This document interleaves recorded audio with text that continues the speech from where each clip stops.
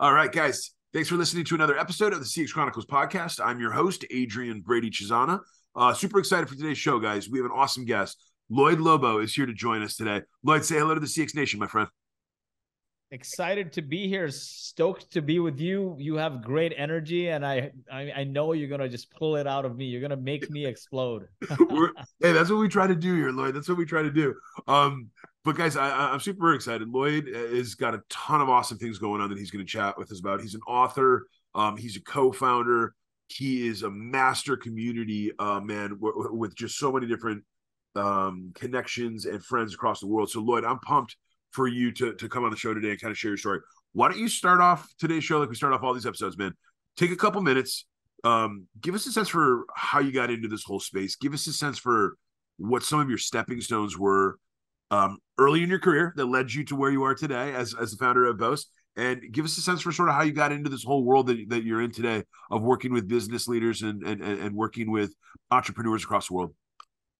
I'll give you the whole background, but going all the way to my childhood, because I think there's a lot of meaning there in terms of what drove my purpose in life.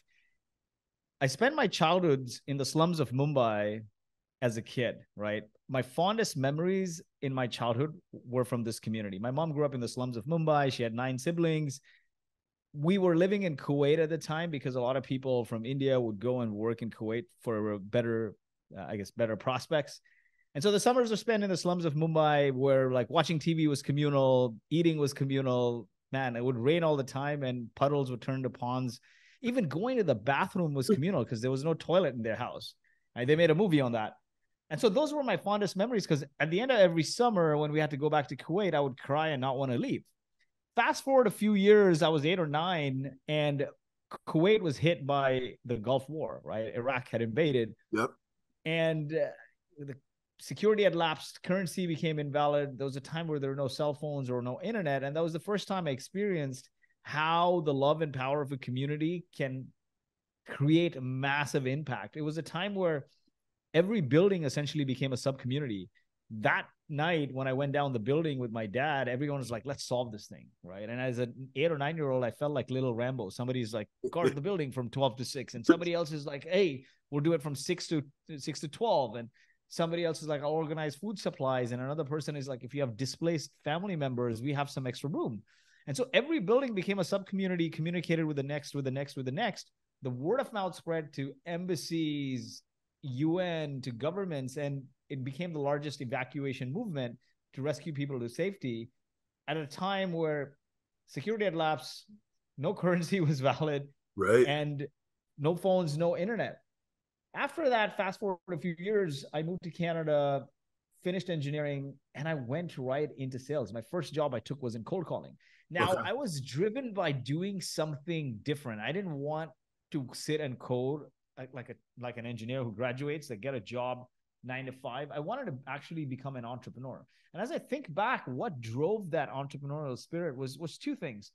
That experience as a Gulf War refugee showed me how aligning with a great purpose can do to even the lowest common denominator, which is me. I was a kid and I felt like little Rambo alongside my dad. And even though I wasn't rescuing, it felt like, hey, every little part I was doing was contributing to the greater purpose of getting people to safety. The other thing it did for me was this whole entrepreneurial spirit, right? What is entrepreneurial spirit? It's not about making money. It's about taking an obscure idea through execution and impact while dealing with extreme risk and uncertainty. Yep. The risk and uncertainty is key. Yep. So I started gravitating towards that, and the community was part of my DNA. So when I graduated, I asked somebody, hey, you know what? I want to challenge. Like, I want to work in business. I want to start something. I want to create. And they said the best skill you can learn is communication, selling, like those kinds of things, because that drives everything from convincing your spouse that you're not going to bring money to convincing customers when you don't have a product, to investors and everything in between. Yeah. So I'm like, hey, what would give me the best shot at improving my communication as an awkward engineer? And I said, nothing better than cold calling, right? Nothing. If you want to get better at something, put yourself in an environment that forces you to do that something over and over and over again. 100%. And cold calling was it. So Yep. the first cold call I made, I think I prepped 4 hours. And then when the DM, the decision maker, came on the phone, I hung up and I became a laughing stock. But it kept going and going and going and going. And over time, then I moved from cold calling to sales to running sales and marketing. And that's how my life progressed. But in those early days, I needed to learn a lot about sales and marketing. And there was not enough content out there in terms of the new ways to sell and market. And a lot of the content I found online in 2005, 6 was from HubSpot's inbound marketing community.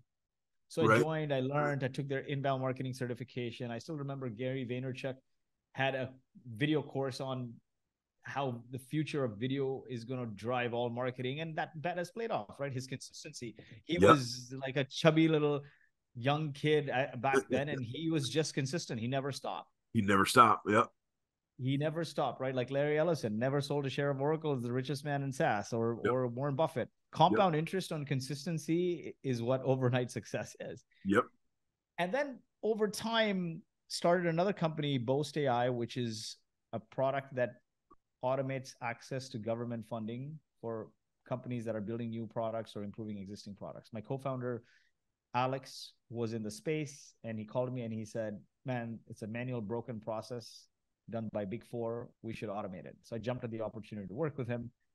And lessons from building that company is what led me to community. And that was all the journey. But when we started Boast, I picked up what I knew to do, which was cold call first, right? That would work. Yep. And slammed the phone and kept dialing for dollars, manufacturing, construction, oil and gas, all the big companies. Nobody would talk to us. Then started hounding their events. And I'm like, it doesn't feel like our tribe. Like the conversations are so forced. They look at us like we're two guys who threw on a suit jacket on top of a hoodie and don't want to spend time with us. Yeah. So we started gravitating and going to all the startup tech events, and then started building a community of innovators, which today has grown to over 120,000 people. We've got a podcast, we've got a YouTube, we've done number of conferences, hundreds of events. Every major C-suite, from like Uber's old CEO to Zoho to Twilio to Gainsight CEO, has been to our events. But that was the evolution. When we started the company, nobody would talk to us. And so we had to build our own community to build social proof and credibility and visibility and get customers and become successful. And so sometimes necessity is the mother of all inventions. But I don't think if I had come from the DNA of community, which was spending time in the slums of Mumbai or being a part of the Gulf War and drawing energy and passion from communities, I don't think I'd be able to do that. So that's the journey in a snapshot. I love it, brother. Number one, thank you so much for sharing that. Number two, I just think that totally different type of stepping stone story than some of our early guests, man. Like when you talk about laying the foundation, 8, 9-year-old kid, Kuwait War, talk about just tons of volatility around you, tons of uncertainty.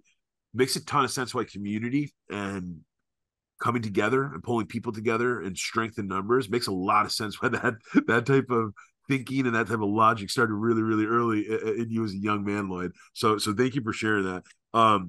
Second big thing is just the journey, brother. I think like a couple things I want to call out right out of the gates is just like, you're right, man. There's so many people, they look at entrepreneurs, they look at business executives, business owners, they think, oh, I want that. I want to do what they're doing. I want that money. I want those Ferraris. I want those Rolexes. Okay, cool. Fine. Totally fine. Most people have zero idea underneath the iceberg. I always call it like the iceberg, man, tip of the iceberg, right? You're looking at the very top of that stuff. You got no idea what 99% of those people had to sacrifice, what they had to go through, what the work was, I love that you call it the overnight success for like a Larry Ellison. Dude, this stuff takes lifetimes sometimes for business owners and for founders and for entrepreneurs to figure this stuff out. And I think the other piece that you called out that I just think is so important for our listeners to think about today is like, I know it sounds a little bit cheesy, but like there's total truth into like, if you've got some passion for the thing that you're going to go after and tackle, or the thing to your point that you're going to pick up and smile and dial a million times on, it makes it a little bit easier to pick up that next call. It makes it a little bit easier to take that next no. Makes it a little bit easier to get hit in the head with that next negative thing that's coming, because like the passion part is what keeps your interest. The passion part is also what over time And it can take a long time, guys, but like the passion part is what people start to notice and people start to recognize and people start to be like, man, why is this guy so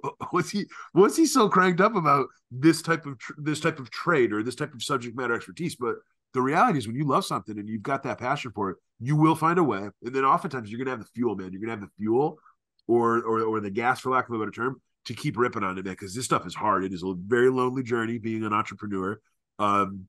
And it's hard. And I think like so many people think that they want to do it, and the reality is most people just don't have, frankly, what it takes to be able to persevere and to be able to just the last part I want to call out that you said that I just couldn't agree with more is you have to get super super comfortable being uncomfortable all the damn time. And that is not for everybody, man. Most people are built to kind of be in their little safe. It's literally like goes back to like caveman stuff where like you're trying to be safe, you want to be protected, you want to be close to the people that you know or the things that you know or the places that you know. And I think, I mean, so many so many incredible entrepreneurs and founders, they do the opposite, man. They literally go sail the furthest seas away, they go climb the tallest mountains, they go do the craziest stuff, and that's kind of where they get to where they are. So I love that, Lloyd. Thank you for setting us up with that. I would love to talk a little bit more about Boast, and I'd love to talk about. And by the way, as we talked about earlier, Lloyd and I were talking, guys, before the show, but feel free to kind of intertwine this into all of the endeavors that you've kind of done. But I'd love to start like this first pillar of team. You've spent time at all these different companies, you've built a bunch of companies, and then more importantly, you've worked with some incredible executives that have built some ridiculously awesome companies.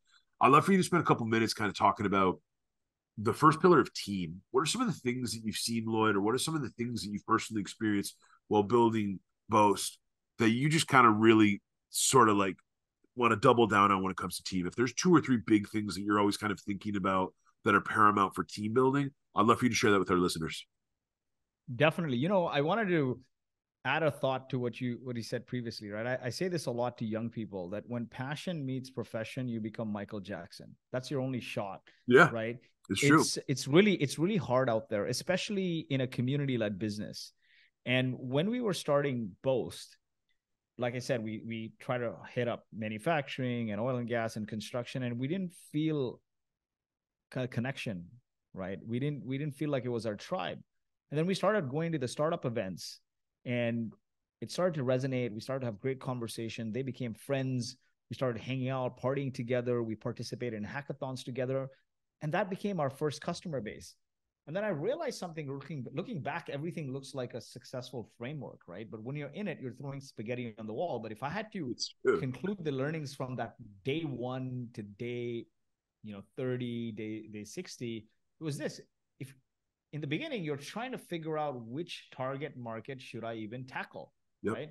And so there's 4 things that come out of it. One, are you passionate about this audience? And this is even what Jeff Lawson, CEO of Twilio, said when he spoke at our conference. He's like, the previous companies, I just hate the customers. I just dreaded coding for them. And so fall in love with your customer and have passion for them and let that be your primary guide is what he said. And so that first thing is, do you resonate with that customer base? Do you have love for them? Do you have passion for them? If you're building any other kind of business, it's okay. The money will sail you through. But if you want to build a long-term enduring company that's community-led, that's customer-led, you need to have passion for that audience because you need to go in front of them day in, day out. Yep. Second thing is it a large and growing market? Third thing is, do they have a propensity to pay? And the fourth thing is ease of access. You may love a market and it may be large and growing, but if you can't get access to it, then maybe that's not your starting point. Maybe that's the next market you add. And so we started with the startup market because the ease of access was key combined with the passion. Now, early days at Boast, honestly, to get customers, we had to build this community. And I think the first year, 8-9 months, we had no employees. It was me and my co-founder. Okay. Right. So it's like, how do you build a team? And you talk a lot about people. People is everything. In the age of AI, we tend to forget that innovation always comes and goes, right? Yesterday's innovation always becomes tomorrow's commodity. Look at what happened to Harley. The Japanese manufacturers commoditized electronics. Harley almost went bankrupt. It's an iconic brand today because they built the company on the ethos of community and created these rider clubs, and it became about the camaraderie amongst the customers, right? Yep. Employees became writers, writers became employees. Today, people tattoo the brand on their back. You can recognize a Harley fan what they're wearing. Right. And so, you know, the internet came and the cloud came and mobile came and social came. We don't say internet company or cloud company or mobile company or social company. The same way we won't say AI company. Every company is human to human first.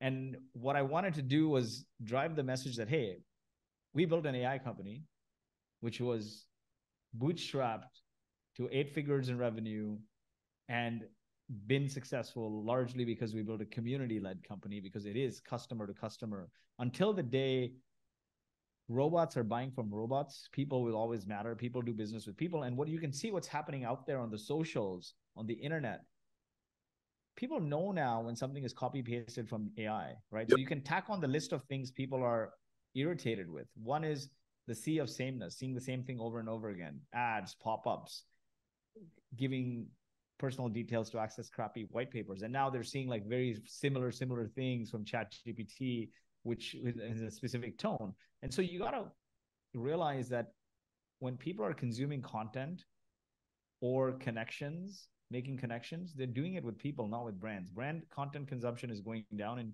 human to human is going up. Yep. So when you're starting out, right, you got to think, how do I build a human first company? That starts with 4 things. And I tell you, man, great companies are built on great alignment. When you have no alignment going in, it's going to be very hard, because in the early days, think about it, right? You've started at the ground level. In the early days, you don't think about values and alignment as much because you're surviving. When you have no food to eat, you're thinking about surviving. But as soon as there's more food than you can eat and there's more food to share, then you start thinking, who do I share it with? How do I share it? How do I split that? Right? When money comes into the equation, Adrian, your true values come out, right? And that they always say, like, money doesn't change people, it just brings out your true self. What that means is you always were a certain way. It's just when you were poor and you were surviving, you didn't have time to think about it. But when you have the first opportunity comes, your values come out. So in terms of building your team, I think the first step is figuring out alignment. Great companies, great cultures, great movements, great communities are built on great alignment. And if you don't set that on day one, when you hire executives and people, you'll have misalignment. And trust me, employees don't watch what you say on your lips. They watch what you do, right? They don't read your lips. They don't read what's written on the wall or on the website. They literally watch what you do. And so start with a purpose, a great purpose, especially what I've found in community-led businesses. They have a purpose that's much greater than the profits or the product, a purpose that transcends beyond the product, service, or profit. It is a greater impact. The next one is the vision, right? What will the world be as a result of your existence? Then it's a mission. How do you do it? And the last one is the values. How do we behave? How do we show up day in, day out? And those, having that alignment is really key. And hiring and firing people, scoring people, that should be your rubric. I'm not saying hire your beer buddies, because diversity is everything. Diversity of thought is one of the biggest enablers of growth. What I'm saying is hire people with diverse backgrounds, but make sure you find alignment on your core values. So if you care deeply about empathy, then don't hire people who who behave like tyrants. And even if you can't catch it in the interview, and the first 2 weeks, 3 weeks, 4 weeks on the job, no matter how senior they are, if they're leading with tyranny, they got to be out. If your value is customer connectivity because you're a customer-led, community-led company, but you hire a head of product and their first 2 weeks are not spent calling customers and talking to them, and they're spending time in spreadsheets, this person got to go. Like, you got to have a conversation, you got to go. So I think that is the first step of building a team. The other 2 or 3 things that I think are invaluable in general, in building a team and building a company, whatever, is communication, creation, and consistency. Your ability to communicate, because communication drives connection. Without connection, you have an empty room. You don't have an audience. Communication is the rails of everything we do. The next one is creation, your ability to create things out of thin air, especially in the early days, right? You're creating playbooks, you're creating frameworks that don't exist. And your big company or mid-sized company or a startup that hit like 5, 10 is not going to work out for somebody at 0 or 1. So you got to adapt. You can't run a company out of spreadsheet, or else everyone would be a billionaire. So no two companies are the same. So your ability to create templates, create spreadsheets, create playbooks, create content, creation is key. And the last one, if you don't have it, no matter how good you are at communication and creation, if you don't have consistency, you'll never succeed. So those three things we look for: alignment with values and ability to communicate, create, and be consistent, like sticking with things. I love it, man. Lloyd, all incredible thoughts, all incredible ideas for listeners. I think it's amazing, man, how many companies we worked with at CXC where we'll come in and we'll start with our CX accelerators, and we're doing either customer journey mapping or we're doing living playbook curation, to your point of like, it almost ain't real until you write it down. And there's so many companies out there that they're maybe excellent at the creativity piece that you just talked about. Like they're really good at like, kind of like flying off the cuff, and they're just really good at sort of being creative and working in the moment. But at a certain point, once you start to put more people around a table, you are spot on, man. The way that you get alignment from a bunch of people, it's literally by setting out the expectations. I always like the analogy I always use is people got to know, both customers and employees. They got to know if your business is a ship in the ocean. Number one, they got to know what type of ship it is. Number two, they got to know what direction that damn thing's heading in. And then number three, they got to know whether or not they're down and they're ready and they're willing and they're able to deal with whatever conditions you might endure across your journey, right? And all of those treks might be wildly different for every single solitary business. So all incredible thoughts here. I think the other thought I want to kind of pick up on that you just laid down here is like the consistency piece, man. It's like, man, Rome was not built in a day, right? Rome was not built in a day. It takes years and years and years to build an incredible company. Some do it faster than others, right? I know you and I were joking before we jumped into today's recording, but like some companies can get there really quick. Some companies can go from an idea in somebody's head to an IPO in 5, 6, 7 years. That's obscene, guys. That's not normal. That's an anomaly. That does not happen, but like it does. It can happen. I think what's a lot more common is people or the right types of teams taking years upon years upon years. And to your point, the consistency piece, just being consistent, right? Finding one customer at a time, figuring out how to deliver value, figuring out how to deliver some really positive yield, learning from them, listening to them, understanding how to do it better. Then maybe now the next 10 customers line, you can do it a little bit better, a little bit faster, a little bit quicker, a little bit more value and time. So all awesome ideas here. And it's tough, man. I think the other thing is this is like, you're right. I like your idea of like, man, when you're starting these things, you're right. You are in straight up survival mode. Where is my water and where's my next meal coming from? That's the bottom line. That's the reality. For those of us that are fortunate enough to get past that point, you're right. The super interesting concept that you kind of bring up, which is like, once you start getting really excellent at harvesting and hunting, and you understand how to live off the land, and you know how to literally sustain for yourself, not only yourself, but many others around you, that's where stuff gets interesting. Because right, you do need to think about what type of people you want in that ship with you, and you do want to think about what type of people on your team are going to be able to really set you up for success. And the last thing is this, man. I know from a lot of the business leaders, a lot of the business founders that we have on the show, like nobody really starts their own business to work with a bunch of people they don't like either. So like there's another piece to this, which is you do want to have a super diverse team, and you do want to have a super diverse set of experiences in different walks of life. But man, most of us spend most of our time working. We don't spend most of our time with our wives or our kids or our husbands. We literally spend more time with our coworkers than almost anybody, right? That's what we're doing Monday through Friday, 50 hours a week. And I think it's important to kind of call it. You also want to make sure that you're kind of working with people that it's enjoyable to work with, because this stuff, like work is hard, and work is also something that we do a ton of the time. So all awesome ideas here, Lloyd. I'd love to jump into the second CX pillar of tools, man. And this one you can answer however you like, but I love just kind of asking our guests along their journeys to share a couple tidbits around sort of, number one, how they think about either for their own business or for what they're seeing with their clients, for example.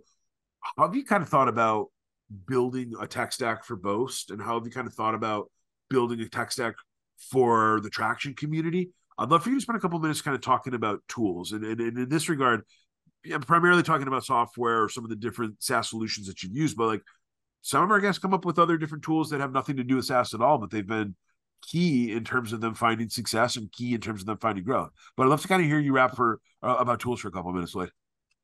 Definitely. So, to close out the thought in what you said previously, right? Anything worth doing is actually a long slog. Sometimes you get lucky, but everything great is on the other side of pain and suffering. Pain is the precondition for growth. It's like working out, right? If you keep lifting the same weight over and over, you won't get stronger, you won't get bigger.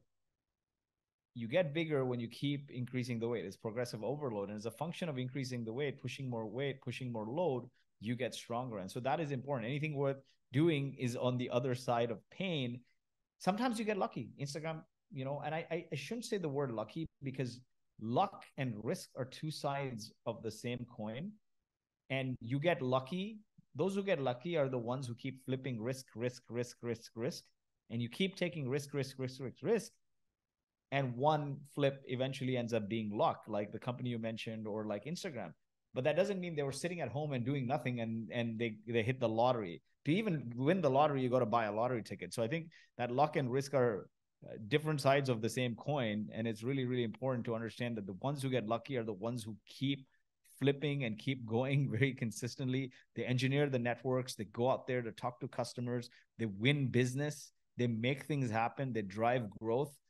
That visibility turns into credibility and eventually becomes profitability. In terms of tooling, honestly, I always think about process before tools. My way of thinking is people first, right? So understand the pains and the needs of the people first, then map out the process, and then figure out the product. And the reason why I go that way is, even with Boast, we bootstrap Boast by building a services business first, right? So, and I had this post on LinkedIn not too long ago, which went absolutely viral. I said, this is literally the best way to bootstrap a company to 1 million ARR. And in fact, that's what we did to bootstrap Boast to 10. And that is something that a UiPath, which was the largest IPO in the last couple of years in tech, and Basecamp even, that's what they did to start. They started by selling a service. And the reason why you do this, although the VC world tells you, oh, you know what, it's more manual, it's unscalable, it's low gross margins, is because today more than ever before, customers want an outcome. They don't want software. I want to get fit. I don't want a gym membership. I don't want an app. I want more leads. I don't want the next marketing automation tool, right? And so you get really focused on delivering the outcome. No outcome, no customer. You can't hide behind toggles and switches. You get really good at consultative selling, meaning listening to the customer, actively asking them targeting questions and gathering the right insights so you can precisely tailor the solution to them. You get good at customer success, right? Again, customers are paying you for an outcome. So you need to be very deliberate on how you onboard them, how you check in with them, making sure they're getting the value. The time to value is really high. And then as a function of offering that service, what you get really good at doing is delivering or creating the right process to deliver that outcome. Because when you get paid to do it manually, nothing hits the rubber, makes the rubber hit the road faster than a paying customer giving you feedback, right? There's no product. That's spot on. They're not hiding behind toggles and switches. They're like, hey, where's my outcome? And so you're delivering this, and then you know exactly what to build. And that's effectively what we did at Boast. Is we were getting people research and development funding from the government. We would collect this data, fill out the forms manually, and file it.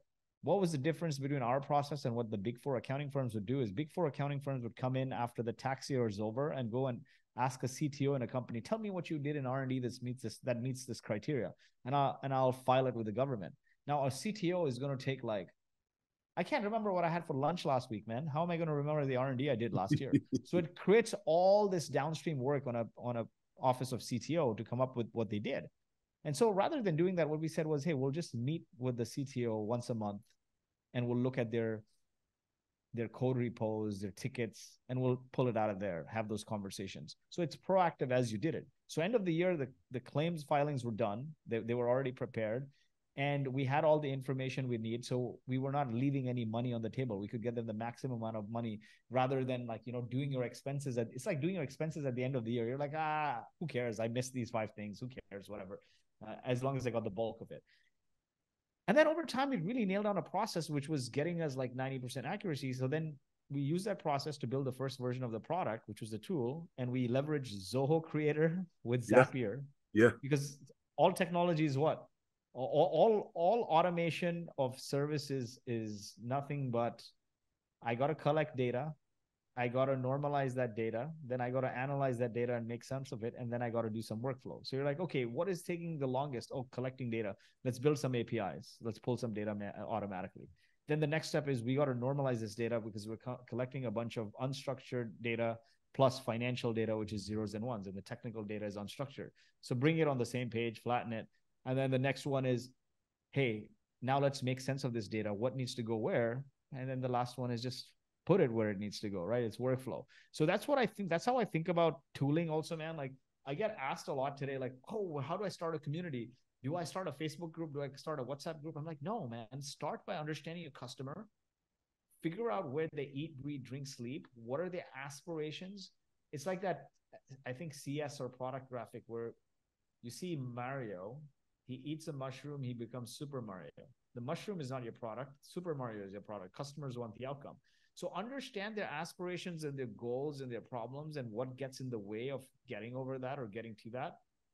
And then map out their circle of influence, meaning what are the products they buy so you can partner with them, what platforms they hang out on, what magazines, blogs they read, and which influencers they respect and follow. So that gives you a circle of influence. And then once you understand how to deliver the service or bring them together, whatever it is you're doing, then you can find the right tooling, in my view. I mean, I can give you a list of tools we used from a CS perspective, which evolved over time. But in the early days, I think until we raised a significant round at Boast, we didn't have Salesforce, man. It was Zoho. Yep. Zoho Creator for the product, Zoho for the CRM. We built our own CS tooling because it was very custom, right? We had to pull data in automatically, then analyze that data, and then make sure all our customers were proactively being followed up on, so they could know how much money they were getting from the government. And if we needed to upsell them to say, hey, why wait for the government to give you the money? We'll lend you the money now. Then we could upsell them. So all those upsell opportunities. There's also the account growth opportunities where if we're not proactive with them and leave it to capturing that information at the end of the year, I don't know if they're spending more on R&D. So I know now the more R&D dollars we get them, the more money we make. So all those things we had to build in. Now we could use like a Gainsight or any number of tools out there to customize that flow. But the thing is, that ended up becoming a product. Effectively, we had to, in order to digitize the business we were building, we had to build our own customer success product, which was all about who's the customer, understanding the data, then figuring out at what touch points you follow up with them to make sure they're getting the outcome they signed up for. So the tooling came later, and then over time we layered on other things. Like some things you absolutely have to build. Like within our product, we need to ingest technical data, like from Jira, GitHub, and every code repo and project management tool. But then we need to make sense of that data and normalize it. So that is our IP. But other things like, when you're sending messaging, or when you're doing like a knowledge base in there, or when you're doing chat, those are other off-the-shelf tools that you'd leverage, like a Twilio or a SendGrid or an Intercom, and you bring them in, or you use Pendo for analytics to see who's using your product and when. So based on that, you can follow up accurately. So, in a way, we had to understand the process. And I tell people, like, at least it's never worked for me, is putting the tool before the process. Is like, start with the process and really nail it down. If I can do it manually, then I know exactly what to structure in terms of tooling. And that's the same thing we did on the community side to build the traction community. Is literally, first we had an email list and a website and a way for people to register. It was visible. People would sign up and come to our events. And then we had Zoom for people to sign up for our online events. And that's how it was. And it's not far more complex than that today.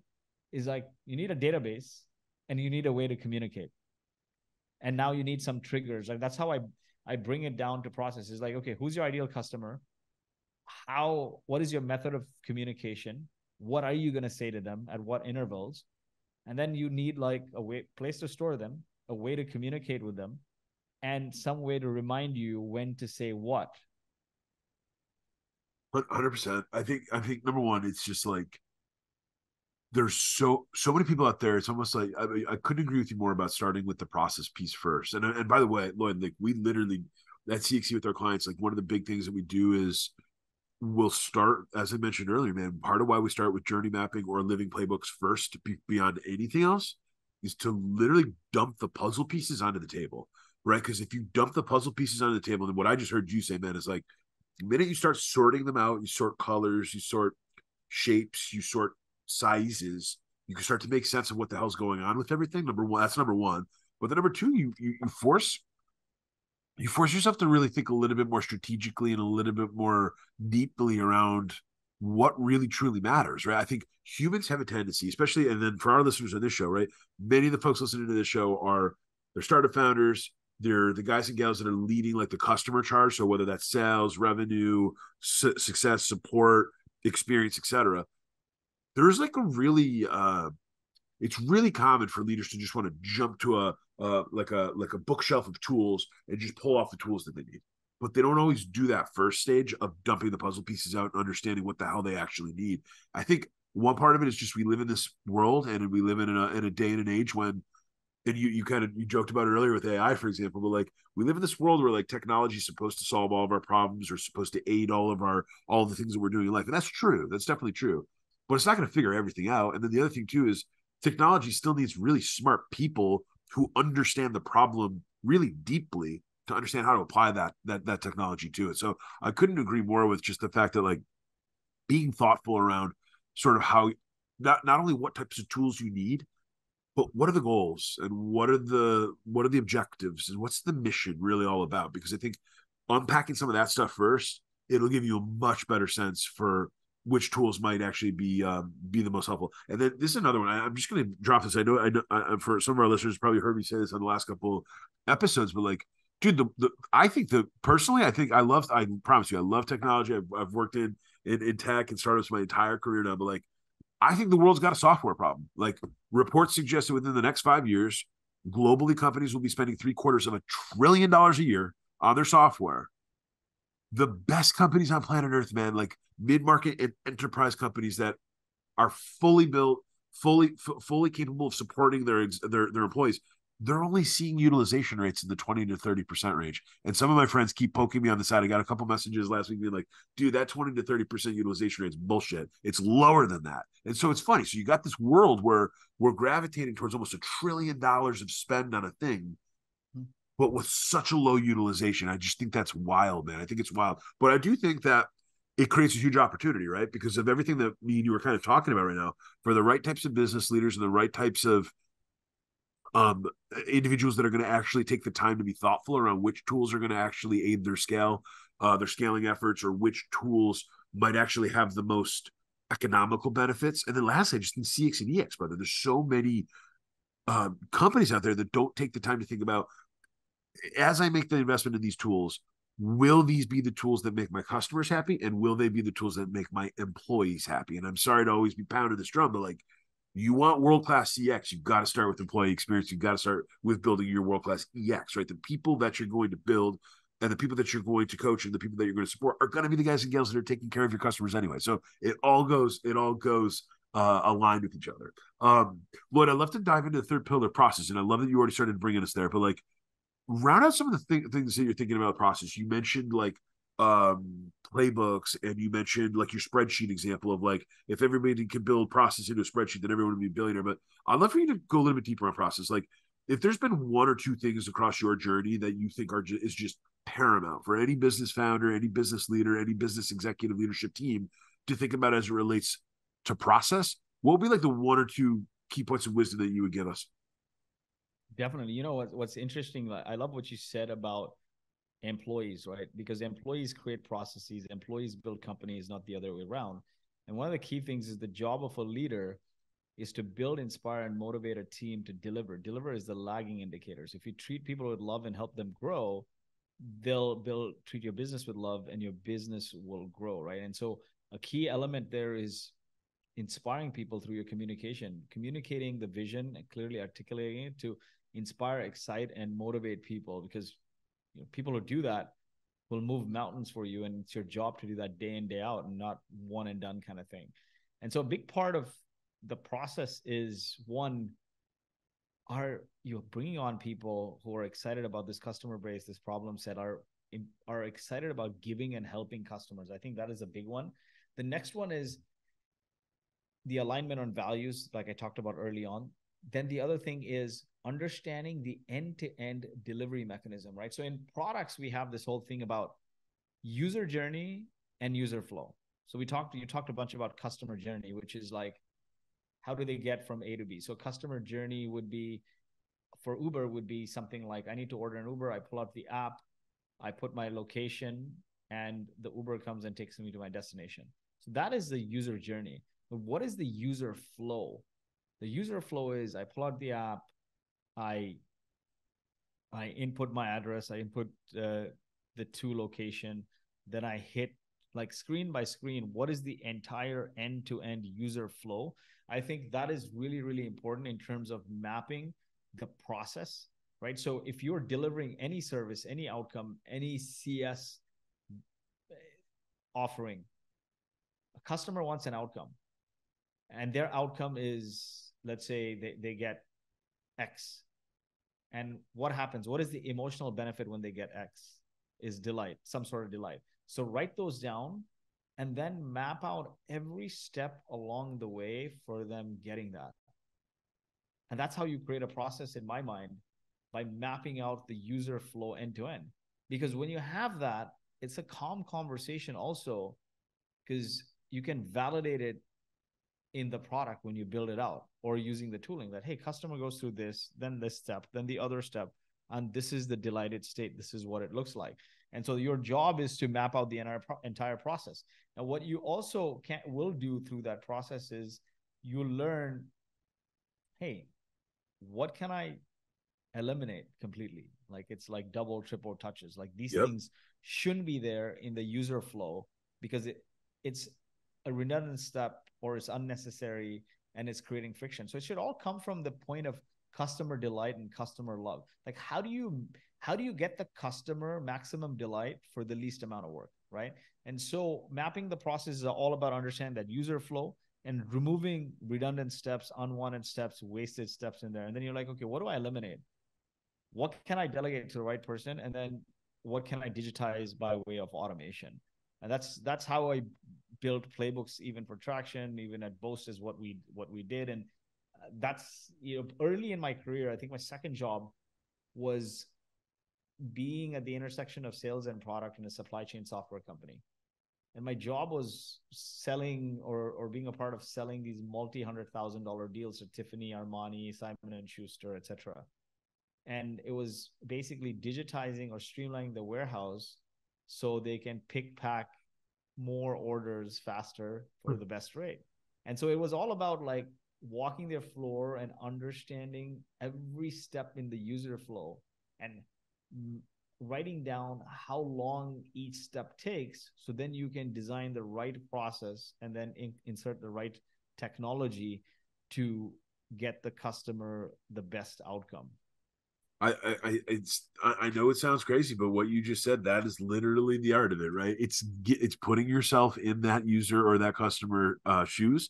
It's understanding all the intricacies that they're going through, the good, the bad, the ugly. There's one other layer I want to add on here, Lloyd, too, man, which is like, it's wild how often when we're doing journey mapping with teams, you start to see the areas of overlap or stepping on toes internally, meaning like you'll see areas where I know we all like a good sales and customer success argument. Who doesn't like those? Those are always fun to witness and observe. But like, you'll literally see areas where like the lines in the sands are muddy, meaning like sales will be like, well, wait a minute, onboarding. I thought CS picks it up at that point. And I'm and then CS is going, no, whoa. You don't have a contract signed yet. What are you talking about? We don't pick it up. So like, even just seeing some of these areas of overlap or consternation internally, those become easy, low-hanging fruit areas to go smooth, right? From an operational smoothing perspective, those become easy areas to create some extra definitions, create some updated expectations, create clarity around who the hell owns what.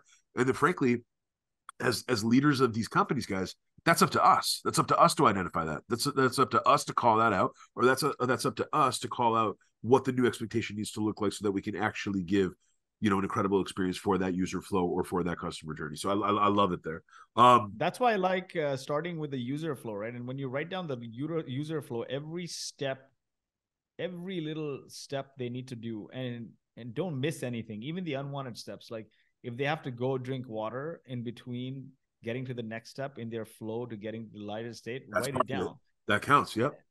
Every little thing counts. If they have to go and switch on the light bulb, write that down. Write down how long each step takes. Then write down who are all the actors involved, what are all the tasks and tasks involved, what are all the actions involved. And then you can figure out, okay, what are unwanted steps, what we can combine, what we can remove completely, and how to deliver the delighted states. The actors involved are a big part of it, because then you know who's doing what and you're not stepping on each other's toes. Yep. 100%, man.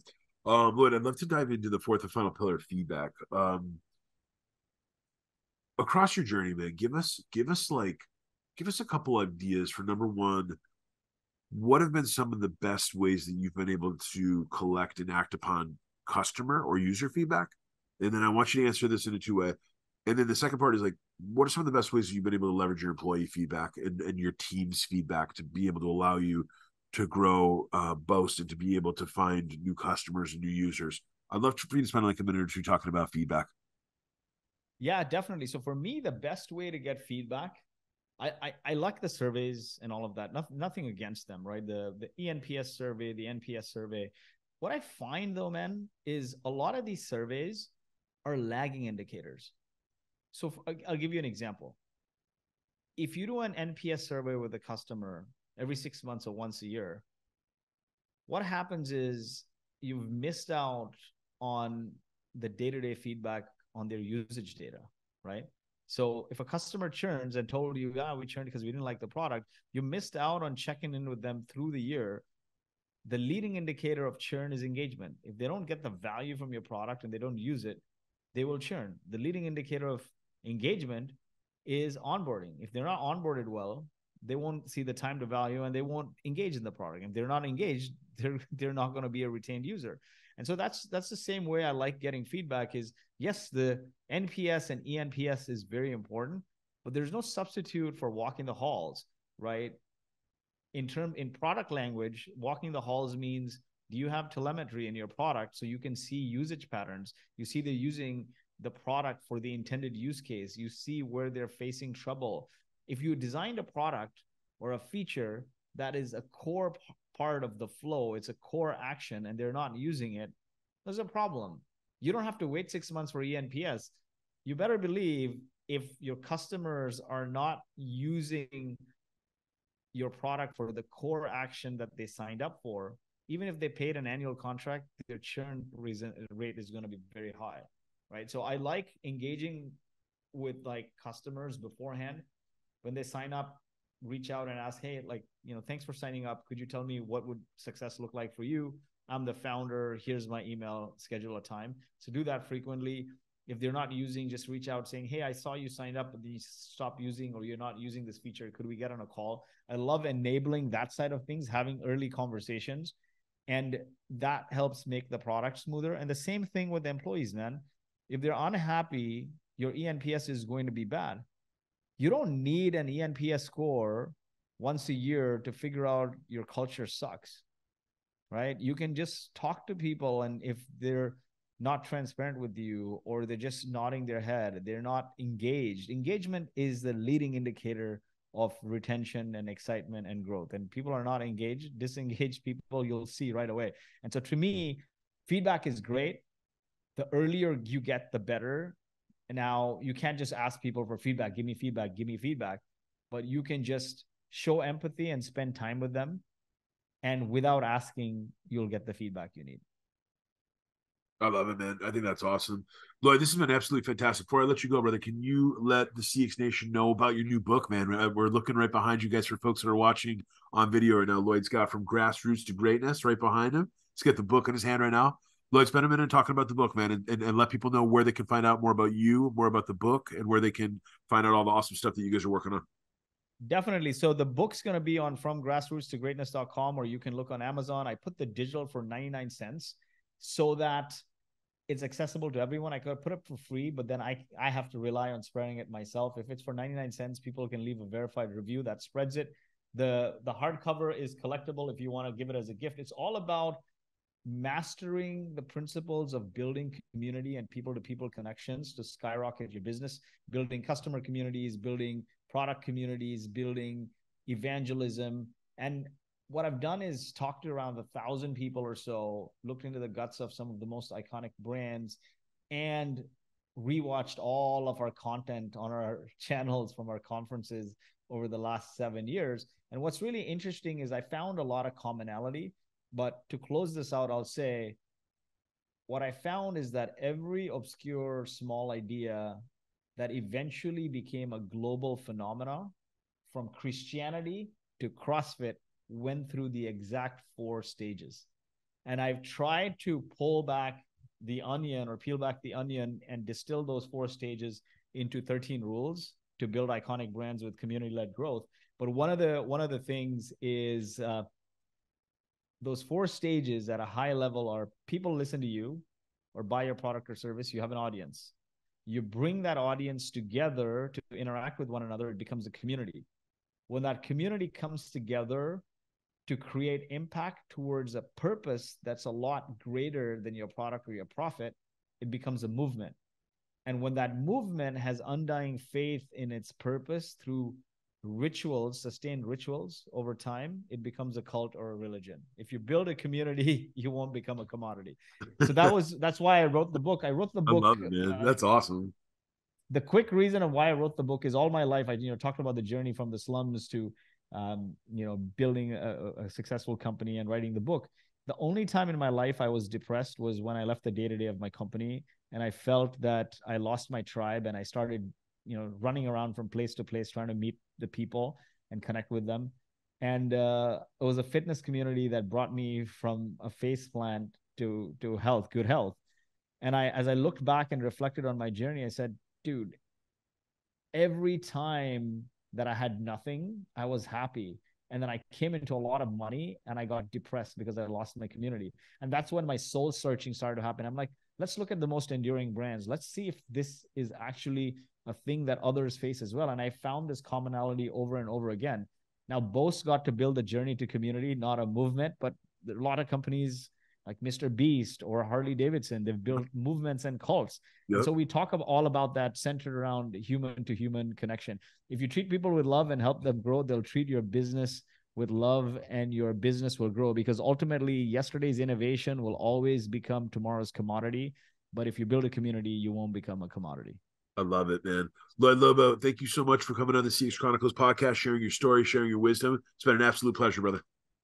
Thank you so much, man.